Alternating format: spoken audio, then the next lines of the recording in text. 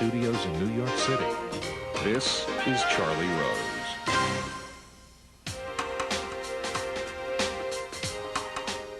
Benjamin Netanyahu is here. He is the Prime Minister of Israel. He has been on this show many times. I'm pleased to have him here at this critical moment in the Middle East peace process. Welcome to the program. Well, good to be with you, Charlie. Here is where, as we tape this on a Sunday morning, the quartet has presented a proposal to the Palestinians and to the Israelis, and the Palestinians have not yet responded to it, and they say a precondition for them to resume negotiations, and this is a proposal for negotiations, is number one, clarity on the 67 borders and an end to settlements. You have said, without a specific response to that request, that you're prepared to negotiate anywhere, anytime, correct? Absolutely. Negotiate anywhere, anytime. And with no preconditions, and everything is on the table. That's right. Just do it. It's so simple, yet they make it so complicated. Here's the acid test. And I say this to anyone who interviews me. I say, Charlie, if you now say to me, are you prepared to sit down here and wait a day, because that's all it takes from any part of the world, for President Abbas of the Palestinian Authority to come here and begin negotiations now, around this table, without the cameras, okay? Right. My answer is yes, I'm prepared to do it. With no preconditions. With no preconditions. And, you know, if you want to get on with it, that's what we should do. We should stop negotiating about the negotiations and just get on with it. It's like the Nike commercial. Just do it. And I'm prepared to just do it. Why does statehood, a request for statehood from the United Nations by the Palestinians, get in the way of negotiations? Because it should be the result of peace. The Palestinians want a state without peace. We're prepared to give them a state with peace. But is it you that should prepare to give them a state? Well, is that what Israel should be doing? It's, you know, part of the problem is our cities are right next to that state, not hundreds of kilometers away, hundreds of meters away. Our very lives are at stake. So obviously we should have an agreement to give them, to have them receive a state, and have us receive security and recognition. That's what you need. Otherwise, what they're saying is, when they come to the UN, they say, look, give us a state, they say to the UN, not so that we could end the conflict, but so that we can continue it. If they have a state, okay? So what do we do with the airspace? The airspace is all 3 minutes wide for a jet to cross in Israel. Tiny. 6 hours to cross the United States, 3 hours to cross Israel, 3 minutes to cross Israel by air, by jet plane. So what are we going to do? We're going to take this tiny airspace, chop it into two, give half to the Palestinian state that is not yet at peace with Israel? What are we going to do with airplanes landing in Ben Gurion Airport? We don't have yet peace. They can fire rockets at our planes coming in because they're circling of necessity above Palestinian cities.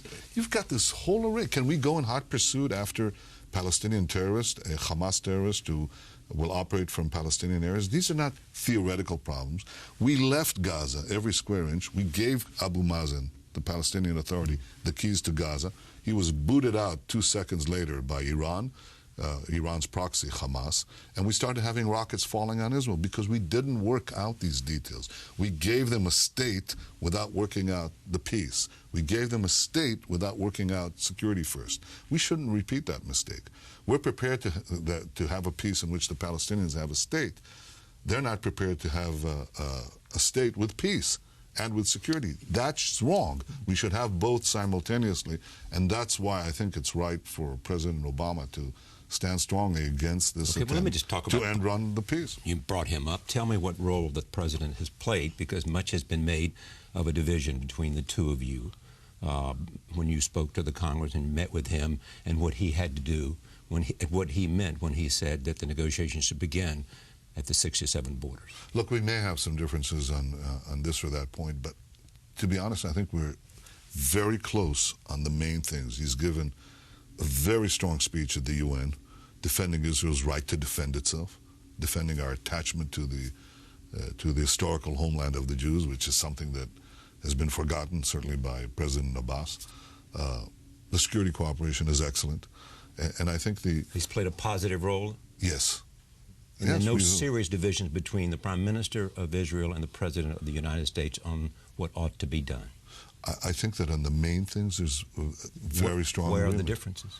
We've had some differences on the definition of the borders, but that's something that will be worked out in negotiations, and we agree with that. We agree that we need the negotiations to Everybody to says decide. 67 borders with this adjustment or that adjustment. Well, is that what the Prime Minister says? Well, the President said that it's not going to be the 67 borders. He says, but with some adjustments. He says 67 borders. Okay, well, but I'm just asking, is that where the Prime Minister is? I like to have the end of the negotiations at the end of the negotiations, not at the beginning. That's a wiser approach from my point of view as the Prime Minister of Israel to negotiate. But I think there's been a great closing of the ranks between Israel and the United States in the last few months. I think it's wrong to try to end run the negotiations, go around, detour the negotiations by going to get a state without giving Israel the peace and security it deserves. And I think the right thing to do is to get back to the table. Just get back and negotiate. I talked to my base. That's hard. I said to them, I'm a Likud Prime Minister. Right. And I said, look, I am calling for two states for two peoples. A demilitarized Palestinian state that will recognize the Jewish state with the necessary security arrangements. That wasn't easy for me to say. I've done it. President Abbas Abu Mazen is yet to turn to his base and say, this is what's going to happen. He can't utter the words of Jewish state out of his mouth, even though I spoke about the Palestinian state. Let me ask you something. I'm saying, just to make this point so I can roll this paper out. Please. Okay. I think that I can deliver peace. I think the Palestinians are again making a terrible mistake. They're really acting out Abba Eban's immortal words when he said, the Palestinians never lose an opportunity to lose an opportunity. They have here a Likud Prime Minister who's been able to take this coalition, take the consensus in Israel, which I expressed in the UN the other day, and take that opportunity and make peace, for God's sake. They also have a foreign minister who's not Likud, who has some very different positions than you do. And people think that he limits what you can do, and that sometimes you're forced to be a local politician rather than a statesman. Yeah, well, so far the only one who's actually confronted his political base and said things that aren't easy is me. And we have a parliamentary system. We don't have a presidential system. The coalition can be toppled at any moment. But I've done and said things, including freezing the growth in the new construction in the settlements for nearly. That's hard. By the way, I did that with Mr. Lieberman. I did this with my other coalition partners, and they're a pretty tough crowd. But I said to them, look, this is our movement for peace. And I also said to them, I don't know where we'll be when I bring forward a peace agreement with the Palestinians. I don't know if we'll go to a plebiscite. I don't know if we'll go to elections. We can all voice our opinion once we have an agreement, and you can all voice your opinions. But I think we owe it to the people of Israel to have the process in which we see if the Palestinians actually give us the kind of peace we can live with, and that's what's governing it. No coalition partner is preventing me from doing that. Former President Clinton said the following thing, that it's much more difficult to get peace because you are now the Prime Minister.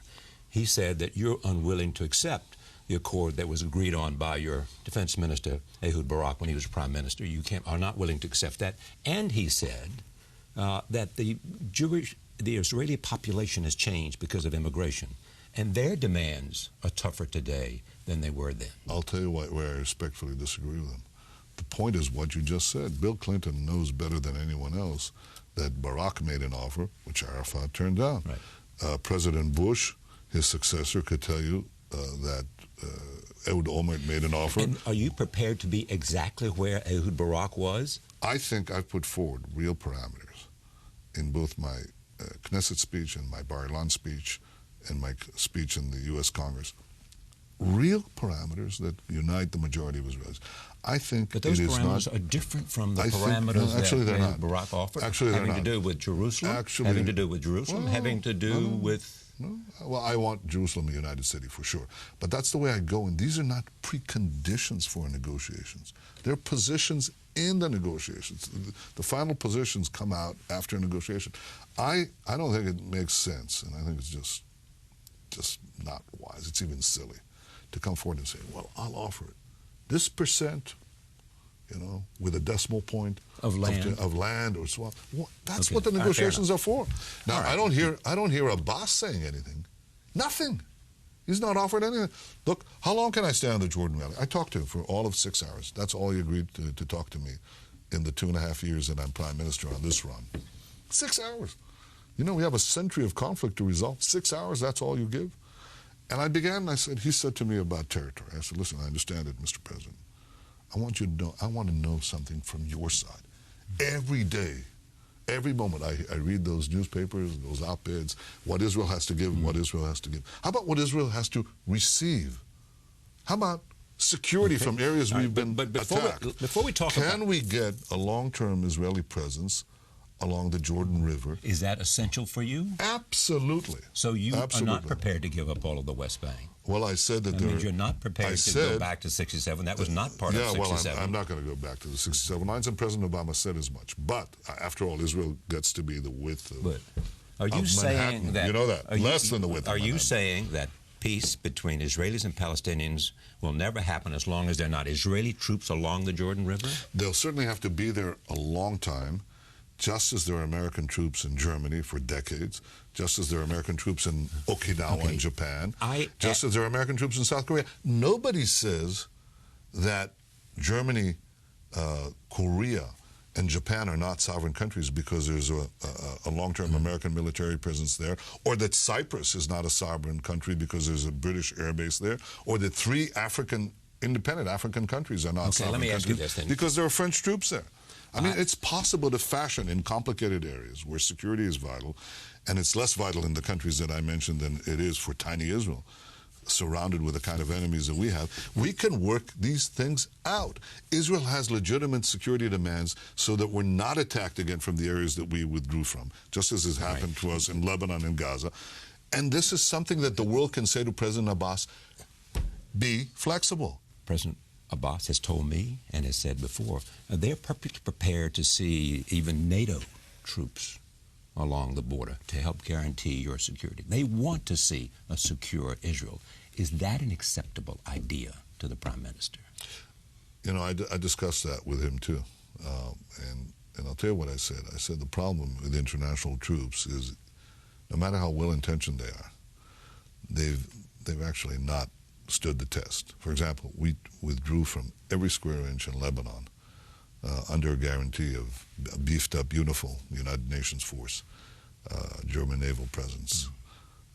And it didn't work. In other words, when we withdrew, Hezbollah armed itself 4 times what it had before we withdrew.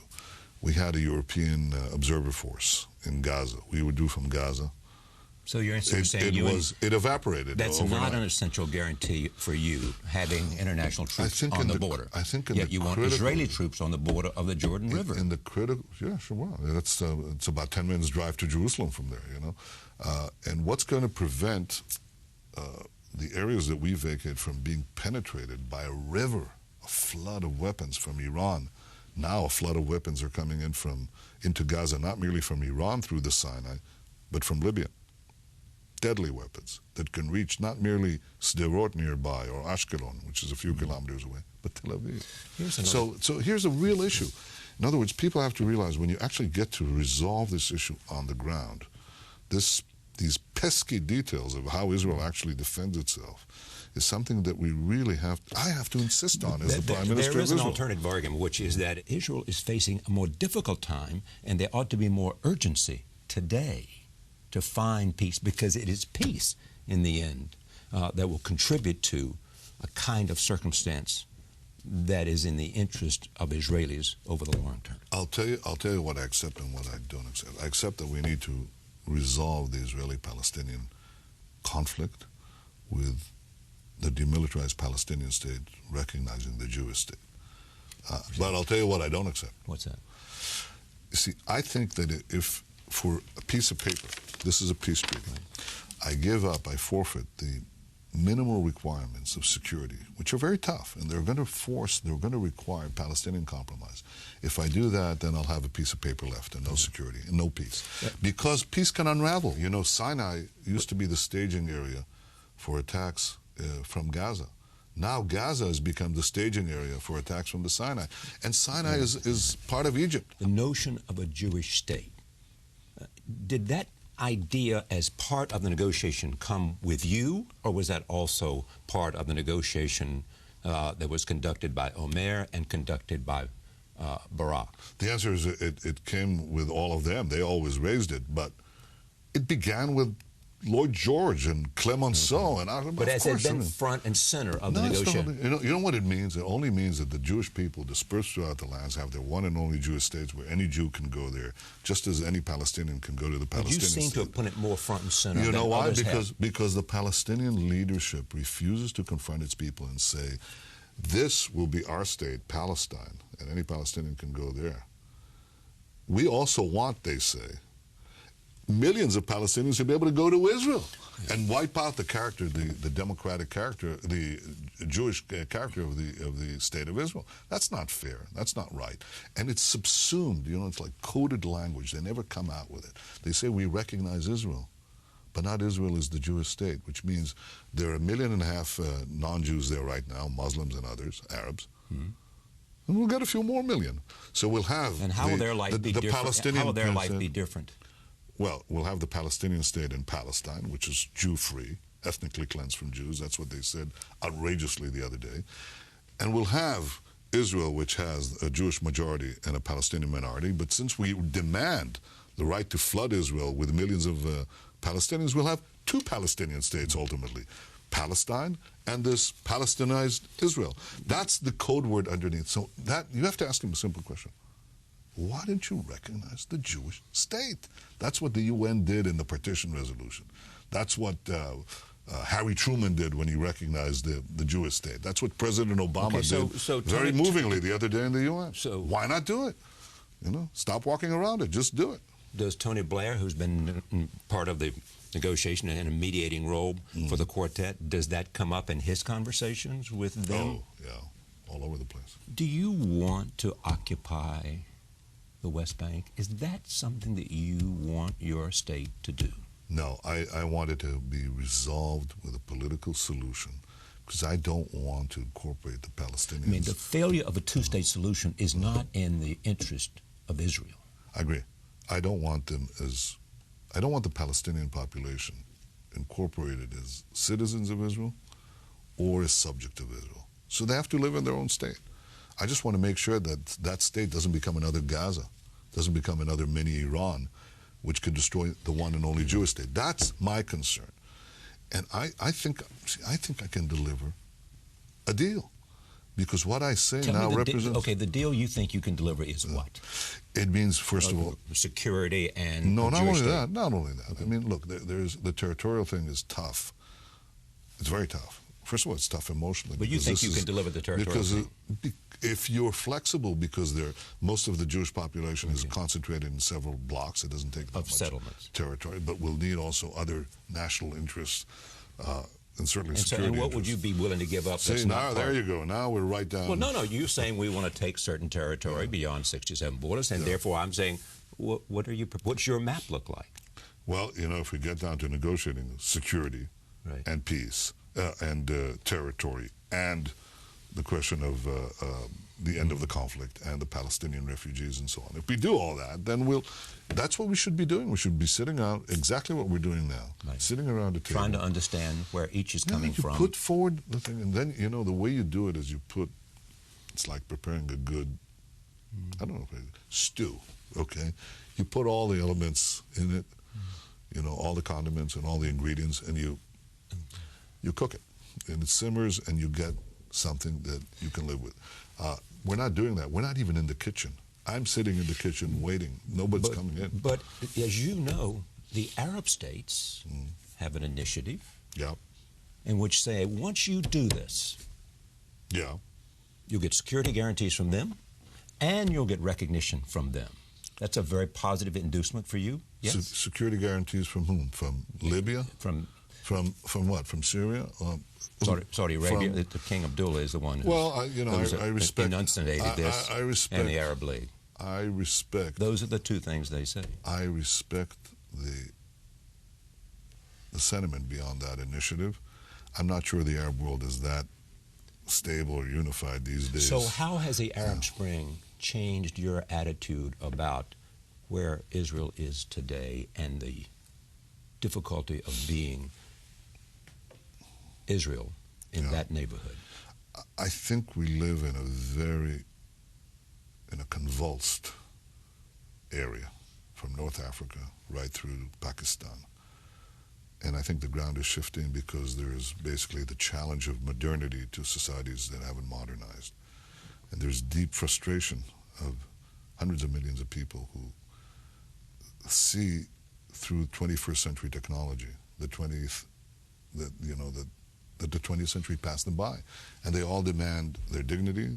They want an end to corruption, and they want enfranchisement. And universal values is what the word is now used. They would like it. The problem is they're going to be hard pressed to get it, and so you might very well have not the Democrats win out, but the militant Islamists who will come and at least say, we're not corrupt. Sure, they get corrupt very quickly, but we're not corrupt. We'll do this because I think that is a very great danger. So our concern So when you look at Syria and you look at Egypt and you look at Libya, you're looking at three states that you think the relationship with Israel might be worse than it was. I hope it is better, but I have to prepare for the worst too. And for that, because Israel is so tiny, if Israel was the size of France, okay, then we'd have less concern with our security because we'd have more strategic depth. We're the size of a little bigger than Rhode Island, for God's sake. So. My sense is that you have always worried more about Iran than you have worried about any missile coming from any adjoining piece of land.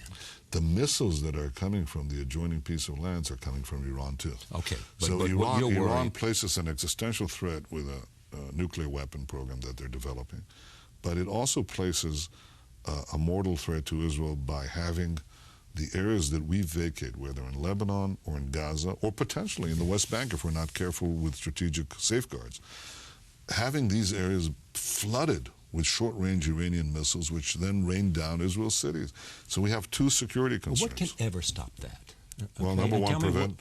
what is it you think that will stop that possibility from Well, how happening? about a long-term Israeli military presence along the Jordan Valley? That way you just prevent these rockets from being put in. They have to get into the territory. So you want to encircle a new state of Palestine? I don't want to encircle them, but I want to make sure. I want to make sure that it's not used as a platform. You want to be on all sides. I want to make sure that you can bring in goods. You can bring in anything to Gaza right now. Their economy, by the way, has been growing some 20% in the last quarter. You'd take that for Israel, wouldn't you? I would. 20%. We were doing 5%, which isn't bad, but our GDP per capita is a little higher. Okay. Well, where you sit there doing 2%, as you know. Well, we're not doing 2%. No, the United States. Oh, the United States. Right. Well, you're 300 million people. Okay, so we're from my point of view, anything can go in, anything can go out except weapons, and that's a legitimate requirement for an Israeli prime minister. The thing that happens with the convulsion in the Middle East, the turbulence, the instability, that Israel's security needs become greater. I mean, I've always felt that the only peace that will hold is a peace you can defend. But today, our security requirements are greater. And I think the Palestinians should fairly recognize it. In any case, I think anybody who supports peace should support my call to have this direct negotiation where these issues can be raised and their issues can be raised. Let me go back to it. Is it your hope, for example, that if the Palestinians refuse this recommendation of negotiations starting immediately between Palestinians and Israelis, that if they refuse to negotiate on the conditions they've set, that somehow that might influence the vote in the Security Council, so there will not be 9 votes to make it go forward, and therefore the president will not have to veto? I think the president has lobbied very effectively, and they may have. I don't know. I haven't. You think they'll have 9 votes? You think it's close? I think it's close, but close but no cigar yet. I don't know. In a very difficult time, you don't want to be an occupier. You want a 2-state solution, right. And you think you have it within your ideas. Yeah. The ability to do it. So we talked about borders a bit. On the question of refugees, how would you solve that issue? Easy. What? Palestinians go there. Jews go here. I mean, and what about Palestinians who have always come from land that is now Israel? How about Israelis? How about Jews who came from Baghdad, who came from booted out from Cairo booted out from Beirut. I'm saying the Palestinians can't turn back the clock. 64 years ago. So you're not willing to take them back? Of course not. So what's the arrangement that you think will be acceptable on refugees? What's fair? You know and what's fair? What's fair is that the Arab countries in 1948, after the UN Partition Resolution, invade us with 5 Arab armies. They call on their brethren to leave the Palestinians to leave the land because it'll take 3 days to wipe out the embryonic Jewish state, and then they can come back and take all the spoils. That's how the refugees left. The majority of them left. Okay. Right after, it didn't work out that way. We didn't lose. We refused to die. But at the aftermath of the same war, about an equal number of Jewish refugees were kicked out from Arab lands. So we had about 700,000 Arabs refugees leaving in 1948 and about 800,000 Jews expelled from Arab lands. In tiny Israel, 0.1% of the Arab countries, without the oil wealth cornucopia, we absorb these 800,000 Jewish refugees. They're indistinguishable from anyone else. There are no refugees in Israel. They're Israelis. But at the same time, the vast Arab world keeps this thing alive, these refugees alive, and 65 or 4 years later, the Arabs come and say, hey, solve our problem, our side of the refugee equation that we created. It's not enough that you absorb the Jewish refugees, now absorb the great-grandchildren of these Arab refugees. That's wrong. It's immorally wrong. So you're saying your solution, you're saying all Palestinians go to this new Palestinian state and all Israelis come. Jews can come to Israel. Yeah. Okay. Jerusalem. And now what's wrong with that? I think it's very sensible. What do you think they'll say? I think they should say yes. Okay, if they want to really accept the Jewish state, that's the whole code word of the Jewish state. When they say we won't accept the Jewish state, it's not because non-Jews don't have rights in Israel. We don't want to change the character of Israel. I mean, it's the only country in the world, in the Middle East, where Muslims have real freedom. And nor do you want to be an apartheid state either. Not that and not that. You don't want to be an apartheid state. We just have a Jewish majority. And you don't want demographics, as worried the former Prime Minister Sharon a lot. That's right. That's why. And worried former Prime Minister Omer a lot. That's why I want this solution with the Palestinians. But I don't want them to change. I don't want to change the democratic nature of Israel. Let me get to I don't want them to be able to change the Jewish nature of Israel. So the best solution is Palestinians go there, anywhere from the world they go there, and Jews anywhere from the world can go into Israel. And everybody enjoys, in Israel at least, equal civic rights. I've got to have you tell me how you would see Jerusalem, and are you prepared to go where Ehud Barak and Ehud Olmert were prepared to go in their recommendations to one, the first case Arafat, the second case Abbas? I have a different view. My view is that Jerusalem should remain a united city under Jerusalem, because under Israel. I'm sorry, a united city under Israel. Yeah, I'm not going to rebuild the wall. Capital I'll tell you why. Palestine in East Jerusalem. I'll tell you why I say universal international city. I'll tell you why I say that. Because the only time it's been a universal international city is under Israeli sovereignty. Before that, in thousands of years, actually from 1500, from the 7th century or so, when Islam burst onto the scene, in all that time, the only time that the 3 great monotheistic faiths, Judaism, Christianity, and Islam, had complete freedom of worship in Jerusalem has been under Israeli sovereignty since 1967. Every time, there are all other periods, somebody was barred. The Crusaders barred the Jews and the Muslims barred the Crusaders, This is the first and only time, and I wouldn't want the city to descend again into this bitter and violent sectarianism. So that's my view, but I think we have to be... But you're prepared to negotiate on it. That's your view, but you're prepared to negotiate and listen, and that may not be the end point where you are prepared to Well, I'd say this. I mean, there may be creative... You have to be very creative about this, how to resolve this issue.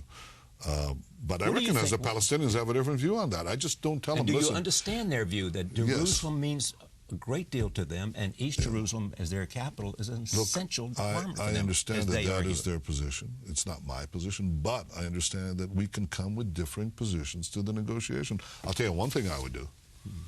I would leave that last. I mean, I think that's the wise way to negotiate. But, here we are talking about what we do when we put all these issues on the table. Yeah. We got to get to the table. Okay, on that issue. Some say that the Palestinians got action when they went to the United Nations. They all of a sudden realized that they were in a better position. That when they went to the United Nations, there was a sense that when they pushed back, the world listened to them more.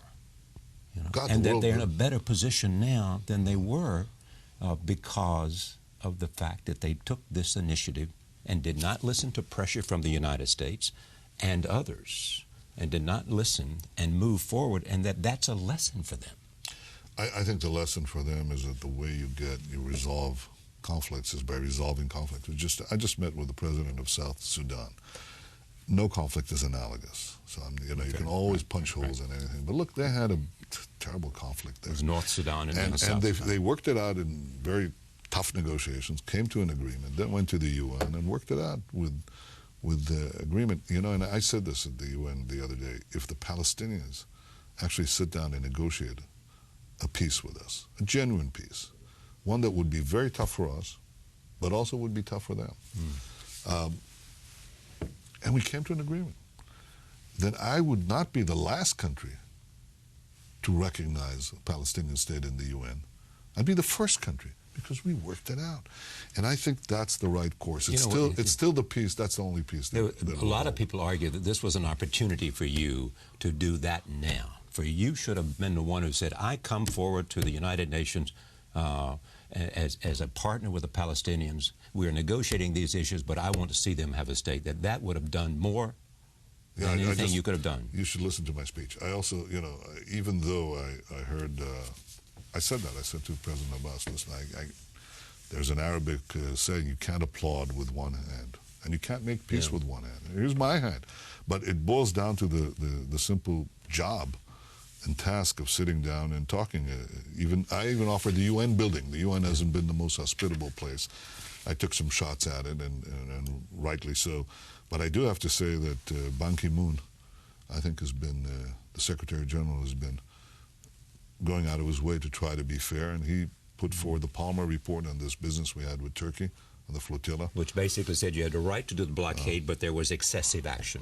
Well, there was concern with that, yeah. But I think that was probably one of the few times since the partition resolution of 1947 in which the UN gave a reasonably fair deal to Israel. So I'm using this opportunity to say that because I think it's true. Tom Friedman wrote a very tough column last Sunday, a week ago, which I know you read, and it really said the following: Prime Minister Netanyahu is responsible for failing to put forth a strategy to respond to all of those issues of the Arab Spring and Turkey and the Palestinians in a way that protects Israel's long-term interests. Why don't you make clear what your strategy is with the confidence that you know it can possibly produce results? I thought I was doing that. In fact, I didn't wax poetic when the Arab Spring broke out. I was a little more cautious. I said, I hope the Democrats win, but you can also have the militant Islamists prevail, so you got to be very careful. I think my caution and my experience has been borne out, and the op-ed writers, they write the stuff, and then it gets tossed out the next day. Nobody holds them accountable. I'm held accountable for making the right decisions to protect my country in a turbulent sea.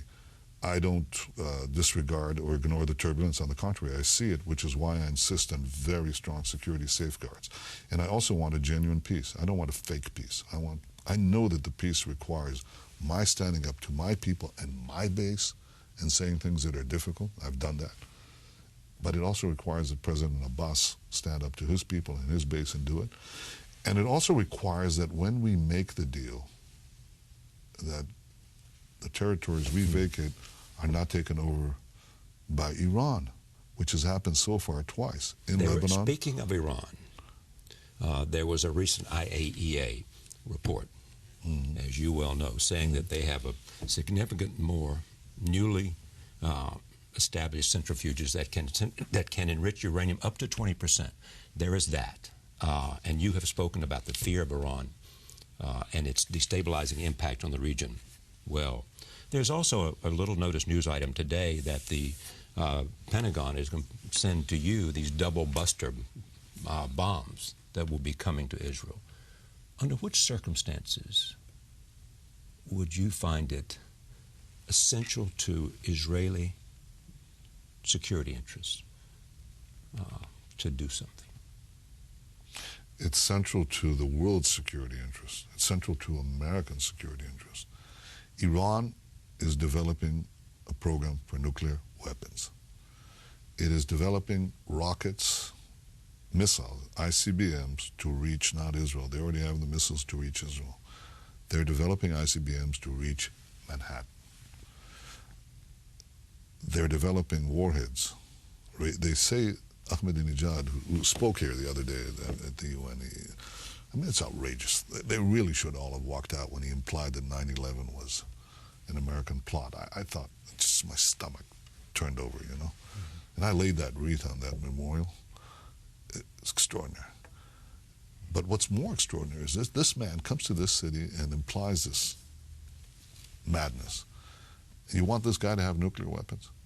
Now, here's what he's saying. Well, we're not having nuclear weapons. We're developing these medical isotopes for medical treatment. He's developing these medical centrifuges. These medical isotopes to put on ICBMs to deliver to patients in New York City, right? There's got to be a cheaper way to deliver this stuff. Of course he's developing nuclear weapons and the means to deliver them. Not only to us, not only to us, but to you. I think that stopping him should not only be my concern, and it is. It should be the concern of America, and it is. And it should be the concern of every civilized nation. At what point will you say, I cannot wait any longer? What will be the factors that will make you take that decision? Well, I hope that we all recognize that we have to act in time. Are you alarmed that that day, that point of decision may be clear and soon? Well, the Iranian goal of getting to a nuclear weapon gets closer with every day that passes. Is there a difference between what Israeli intelligence says about that and what U.S. intelligence says? The differences have narrowed considerably over the years as we're getting closer and closer. You know, usually we're on the same page on this. Is it a year away? Is it 5 years away? It's a lot less further away than it was a few years ago. A lot less. Yeah. You know, did the Stuxnet virus do great damage, you think? Well, it's a lot less further away. Despite that, it's a lot less further away. Even if they had problems, they keep on moving. They're very determined. But is it a year? Is it 2 years? Is it at that ballpark, you think? You're not that far away. And do you say to the Israeli people, I will not let this stand? I think that this is an imperative for Israel, for the United States, for everyone. President Obama has said he's determined to prevent Iran from developing nuclear weapons, and I think if you look in a perspective of the 21st century, I know we spent most of the time talking here about the Palestinian issue. But I brought it back to this because I know how much you feel like this is a greater security issue for you. Because the Palestinian peace with the Palestinians will not stop the centrifuges from spinning in Tehran. Absolutely. But if you stop the centrifuges from spinning in Tehran, you might actually get an easier peace with the Palestinians. Half of the Palestinian population that is controlled by Iran, Hamas, would immediately lose any meaning, because without Iran, without Iran's invincibility, Hamas doesn't go very far. It's like Cuba without the Soviet Union. Well, there is a note that Iran has diminished authority because of the Arab Spring, because some of their allies are against them. Hamas, for example, had a different place on what happened in Syria than the Iranian government did. Yeah, but Iran, and they're part of Hamas. There are these occasional contradictions, but by and large, in this earthquake or sandstorm that is sweeping the region, Iran is a force that continues to seek to subvert the Arab Spring to militant Islamic militancies, and they're meddling and they're involved in just about every country in the worst way. But you ask about their nuclear weapons program. I have no doubt that if Iran, this Ayatollah regime, has nuclear weapons, then I think the Arab Spring would turn into an Iranian winter. I think there would be a dire threat for the future of my country, and I think that there would be a malignancy, that's the way I call it, a malignancy inserted between the West and the East that could threaten the peace of all of us. And I think this is, the greatest imperative, the beginning of the 20th century, for responsible leaders everywhere is to make sure that this does not happen. Do you feel any responsibility to have an approval from the United States government before you took unilateral Israeli action? No, look, Israel is a sovereign country. I mean, and we always reserve the right to defend ourselves. But I wouldn't say anything beyond that. Do you feel that Israel today is, in a sense, and within the environment that you're operating, is being, in a sense, demonized? And is that a big issue for you? Sure. It's being vilified all the time. It's being slandered as, there's a cast of characters. There's a play. Palestinians want peace. Israel doesn't want peace. I don't want peace. It's completely contradicted by the evidence, by the actual evidence of all the offers we've made for peace, all the steps we've taken for peace, and the fact that the Palestinians haven't done that. So that's the play. And outside this bogus play, outside the theater, are these vast things that are happening that people are not even noticing. That is Iran's designs and its development of nuclear weapons, and it's this apocalyptic messianic sect that could get atomic bombs and threaten not only the peace, it could threaten all of us. That is a great concern for me. And looking at it from a historical perspective, I rail against some of the commentators and so on whose sense of history doesn't go beyond breakfast. It's something very big is happening here, and it should be stopped. I think if it is stopped, I think it being what?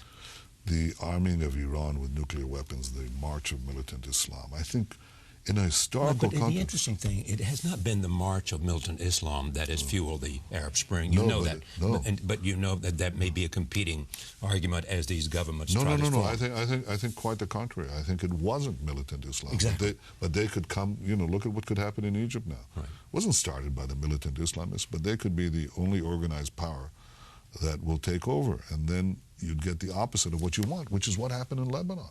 In Lebanon, you had the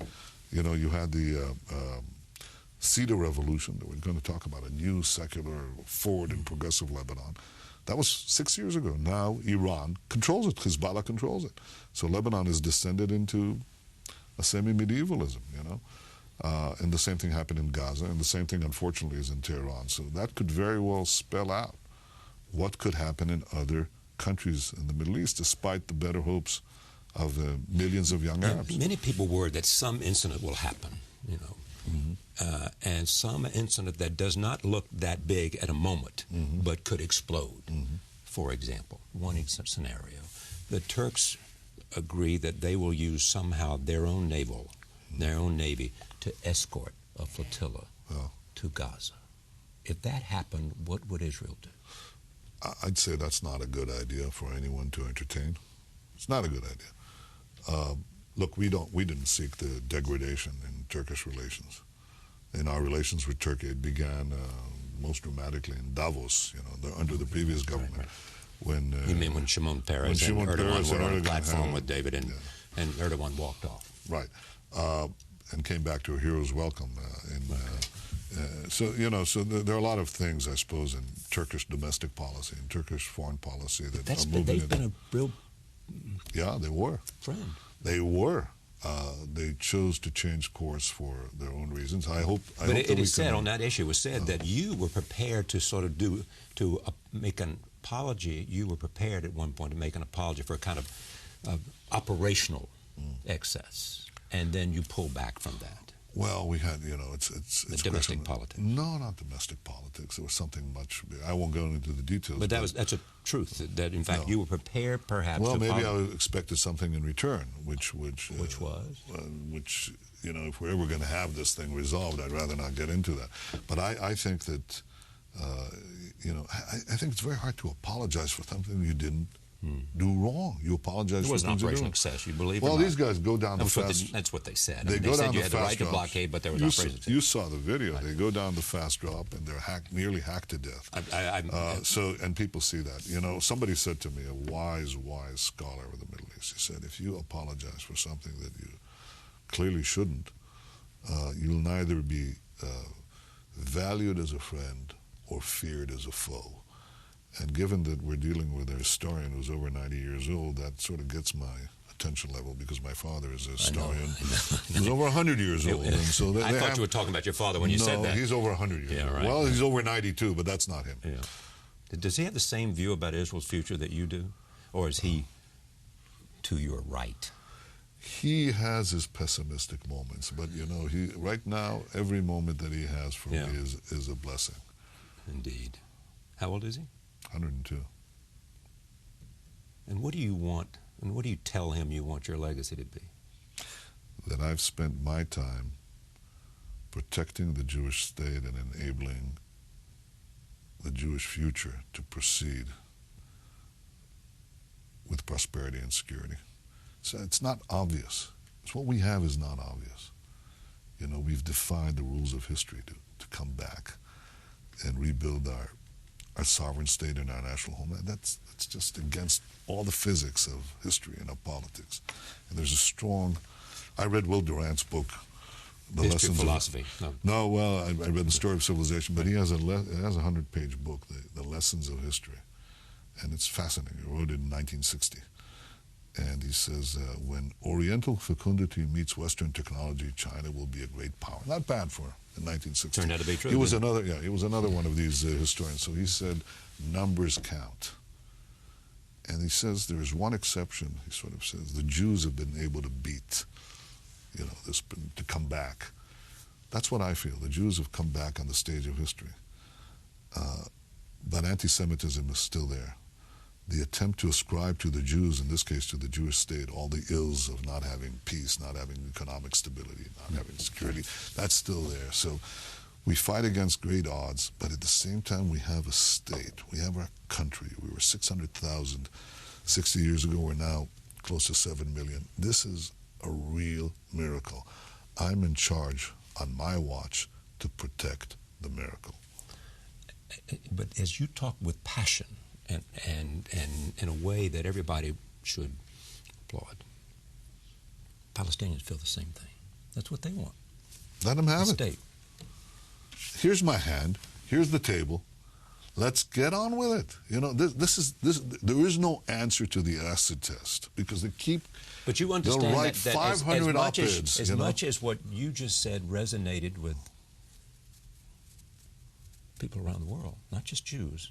The same aspiration they have resonates with not just Arabs, but people around the world. Come and talk. If the aspiration is just to live an independent life in your state, but not to destroy my state, we'll get peace. If you believe they were not intent on destroying your state and did not want circumstances that would cause you more fear than hope, you'd be prepared to make a deal.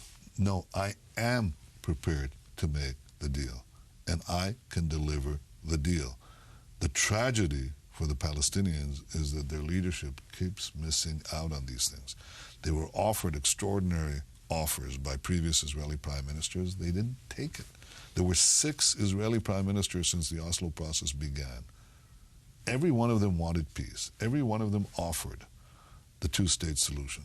But the Palestinians declined again and again because they wouldn't make the tough compromises for peace that they need to make. Israel was willing to do it. I'm willing to do it. They have to be willing to do it. Is it something that the United States needs to do in terms of playing a larger role? Is there some need for either the quartet, which the United States is part of, President Obama, to put forward that will make this better? Or it's not the United States, it's not the quartet, it is Israel and Palestinians sitting at a table until they come out with something that is in the great long-term interest and security of both peoples in a two-state solution? Charlie, the answer is yes, but I think that the U.S. and the Europeans have something to offer by telling the Palestinians, that's exactly what we expect you to do. The fact that the U.S. is saying that with a clear voice today, I think is important. The Europeans may be joining this, I hope. It looks like they are. Not all of them. Well, yes. But I said to Cathy Ashton that it might be, to get anything in the EU, they need 27 votes to agree, a consensus. So I said, Cathy, I think it's easier for me to reach an agreement with President Abbas than for you to reach an agreement among the Europeans. But I think they've been trying to be helpful. Thank you for the hour. Thank you, Charlie. Benjamin Netanyahu, the Prime Minister. Yes, sir. We ran twice as much as we should have talked, and I think it's been a pleasure and very worthwhile. Thank you for coming. Thank you.